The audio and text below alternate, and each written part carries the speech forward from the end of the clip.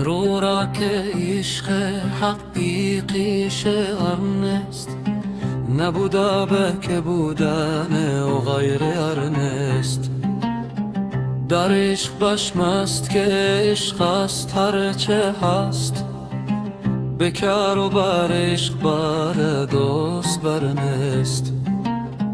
گویند عشق چیست بگو ترک اختیار، هر کوز اختیار نراست اختیار نیست.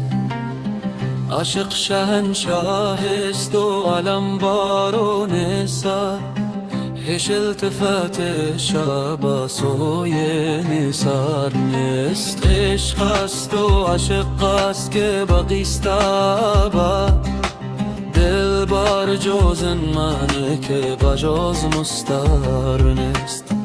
تا کی کنار گیری معشوق مرده را، جان را کنار گیر که او را کنار نیست. آن کس بهار زد بمیرد خواه خزان، گلزار عشق را مدد از نوبهار نیست. آن گل که از بهار بود خار یار اوست، وان می که از اسیر بود به خمار نیست.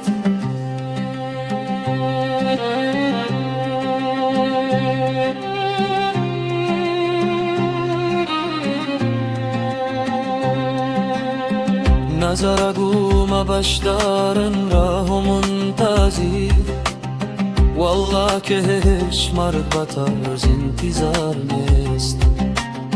بر نقد قلب زن تو اگر قلب نیستی، این نکته گوش کن اگرت کشور نیست. بر اسب تن ملار سبک تر پیاده شو، پرش دهد خدایی که بر تن سوار نیست. اندیشه را کن و دل ساده شو تمام، چون روی آینه که با نقش و نگر نیست. چون ساده شد ز نقش همه نقشه ها درست، آن ساده روز روی کسی شرم سر نیست. از عیب ساده خواهی خود را در و نگر، تو راز راست گویی شرم و حذر نیست.